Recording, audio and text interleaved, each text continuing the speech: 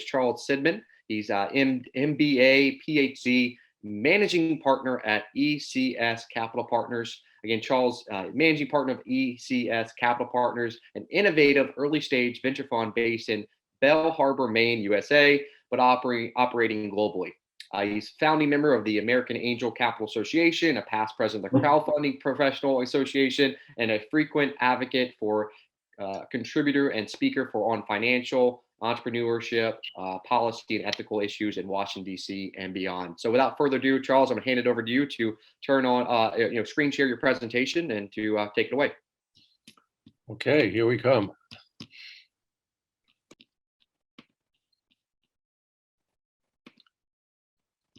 Okay, well, it's a pleasure to be here with you today. I'm going to give you a talk which is both investing based and impact ESG based. And so I have founded and started ECS Capital Partners, the tagline, revolutionizing access to and results from the early stage asset class. So what is this asset class that I'm speaking about? I think it should be clearly delineated. Early stage equity is unique for several reasons. First of all, it generates very high returns. I don't know an asset class that really does better than this. Average, overall, all risk baked in, 25 to 30% per year on average, and the really proficient players do far better than that. Secondly, it is minimally correlated to other major asset classes, which is obviously a benefit for anyone's portfolio. And of interest here to an impact crowd, the early stage asset class is really the true engine of economic development and human betterment. It's how the world improves. And if you have a purpose in your investment philosophy, this is a wonderful place to realize that purpose. But what makes it a unique asset class, in addition to all of these, is that it works very differently. Later stage traditional VC is very much based, like private equity or public markets, on historical results and data. We don't have that in the early stage asset class. We're talking about potentials and probabilities, but these are often companies that are pre-revenue and have not even worked out their product market fit. So we have to approach it differently. But it's a very appealing asset class for this reason. Now, I'd like to give you two slides about the problems that we face here. The first is an overall macro view. The landscape is composed of a number of different groups. We have the entrepreneurs who conceive and create and manage these wonderful startups. They always say that it's difficult to find adequate financial support and other mentoring participatory support as well. Then you have the governments and society, which want this activity to proceed. This is where economic development and social progress come from, these early stage companies, taxes, new jobs, wealth, etc. And if it's not done optimally, the world doesn't get the optimum benefits. Finally, and what I'm going to focus on today, is the investors. It's a hard asset class to work in. And I'll go into this in more detail in a moment, but many investors see the potential. They don't realize the results that they could. And the published 25 to 30% IRR numbers that I referenced earlier, that is the mathematical average for the field, but since it is bounded on the lower end by 0, and it's infinite on the upper end, it's a mathematical necessity that most people get results less than the average, even though the really proficient ones do better. So let's focus now and see some more about the investors in this population. Basically, the investors break down into those that do and those that don't. Let's talk about those that don't first. 99% of the investors who are qualified to participate in this asset class don't.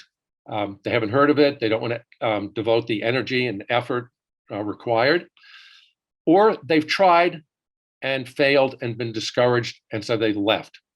What that means is that a lot of people and institutions people and even bigger institutions don't reap the benefits, and the world doesn't benefit from their support and all the good that their resources can accomplish. Now, those that do, who start with active angels and angel groups and high net worth individuals and family offices, they find it difficult as well. They have more than enough financial resources, but in this early stage asset class, it's murky, it's complicated, it's hard to get visibility on the best opportunities. So what we try to do with ECS Capital Partners is to collaborate from all across this landscape. We have a completely dual investment thesis. First of all, for superior, outstanding financial returns, but every single investment we make has positive impact in our view. So in a sense, we sidestep a lot of the discussion at this meeting about demonstrating and confirming the impact nature of our activity. 100% of our investments are impactful. I'm going to give you some examples at the end. And so the best way we can justify it is simply share the investments we make. What ECS Capital provides is a diversified portfolio, not just access to some opportunities, but an overall portfolio of multi-stage, deep tech, sophisticated science and technology impact investments. Every investor gets this, from the smallest to the largest. And they have equal access to all of these companies, again, from the smallest to the largest. The way we do this is a formal asset allocation strategy. We basically divide each investor's committed capital into 4 buckets. The first one supports lots of very carefully selected, critically reviewed, lots of small starter investments. That becomes our search field for putting further resources in the second and third quarter of their resources into companies that are meeting their milestones and flourishing.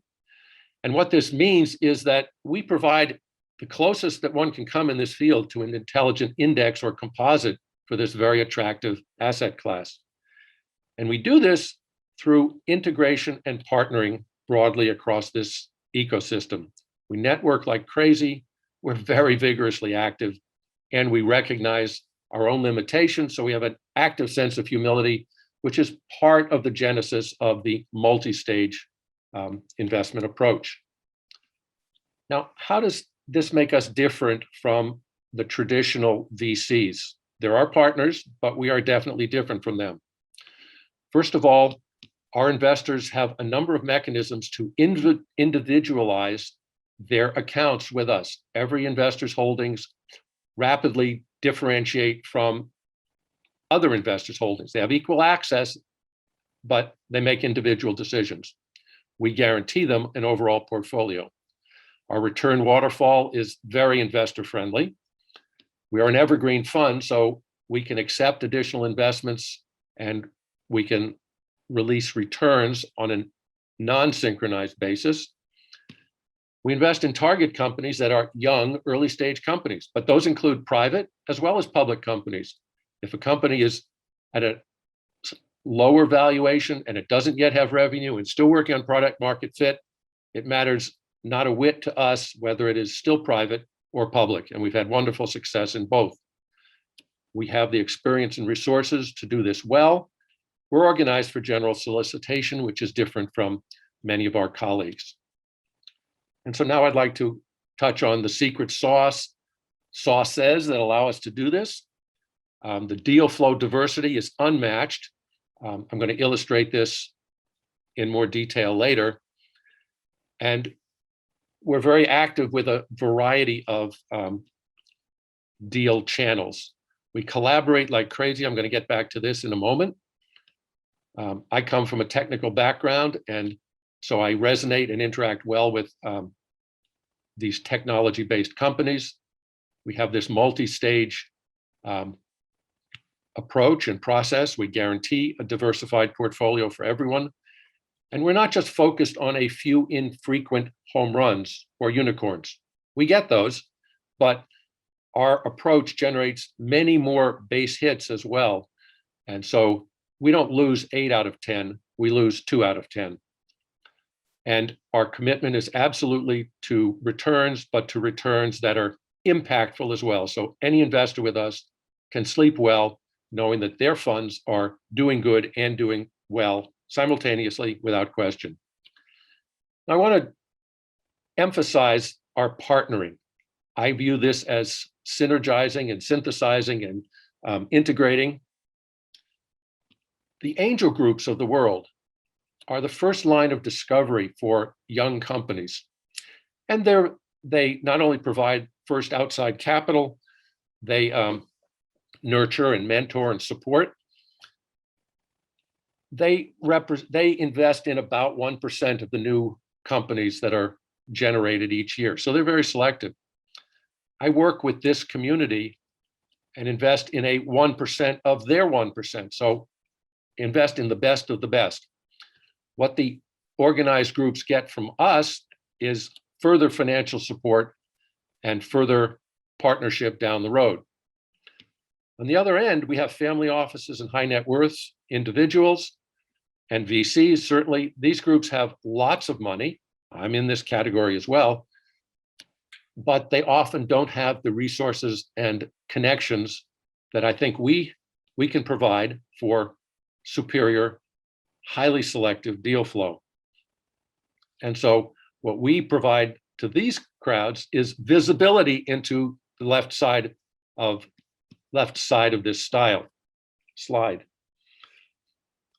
So what we do is we integrate all through the ecosystem to the benefit of everybody. And when the ecosystem is working well, the investors are investing well, the entrepreneurs are well served, society is well served, and impact occurs. Now, I come from a background in academia, Harvard educated. I also have a doctorate and an MBA. I've studied complexity at the Santa Fe Institute. So I've had a whole lifetime of technical and scientific work. I've also had several decades of investing in this early stage deep tech space in about 100 companies so far, and I've had gains up to 30-fold. I'm going to give you some more details on the last slide here. In the last 10 years, I've invested in 40 new companies personally. This is not the fund. This is just my personal approach, which is carrying forward into the fund. Slightly more than half have been in the space which I call health. Another quarter have been in sustainability, materials, energy, transportation, et cetera, with a smattering in fintech, food, agriculture, communications, et cetera. I want to give you some examples of some of the companies that I've worked with during this last decade to show why they are all impactful, the diversity of deal flow routes and channels, and some of the results. So I'm just going to give you a quick tour of a selected handful of companies. First, let's start with some in the healthcare field. AssureX was a company that I invested in through a local angel group that I had scientific collaboration with. They did personalized medicine by genetically analyzing each patient and figuring out which medications would help or would hurt the patient. They sold out in an M&A transaction to a strategic acquirer. I got a 6 or 7-fold return from that. A second company in this space also comes from the angel world, but in this case, it's from the European angel network, of which I'm an active member. So it's a Swedish company called MP. They are solving probably the most significant health challenge in the world in the past, present, and future, and that's tuberculosis. They provide technology to, at point of care, rapidly diagnose when a person has TB and rapidly prescribe the right drug that will cure that patient's particular strain of TB. It's also an impact. It's a Swedish company. I learned about it in Ireland. I invested with French colleagues, and it's attacking first the world's largest TB market, that of India, and it's led by a dynamite woman board chair. A third company I'll mention is MedCura. I mention this because it came to me through a crowdfunding channel. I was one of the pioneers in the Jobs Act in 2012, so it's a space near and dear to my heart. Medcura derives biopolymers from sea creatures and manufactures a variety of products for medical application, bleeding control, infection control, et cetera. They're flourishing gangbusters in both civilian and military markets. And the last healthcare one I will mention, Alveo Technology, came to me from another channel yet, New York investment bankers that I deal with. They recently won the X Prize for the best rapid COVID detection technology, rapid, cheap, effective. They won the X Prize out of 700 entrants in that competition. They'll probably have an IPO this year. Now, I'd like to just mention a couple of last ones in sustainability and energy. XRO Technology is a Canadian company. I met them at a small cap conference of Canadian companies. This is significant for me because it's a public company, and it was when I joined them. They revolutionize all things electrical, motors, generators, batteries, et cetera, to make them more effective, efficient, long-lasting, productive. And so clean tech writ large, they've given me so far a 30x return, and it has a long way to go. Also led by a dynamite woman CEO in this case.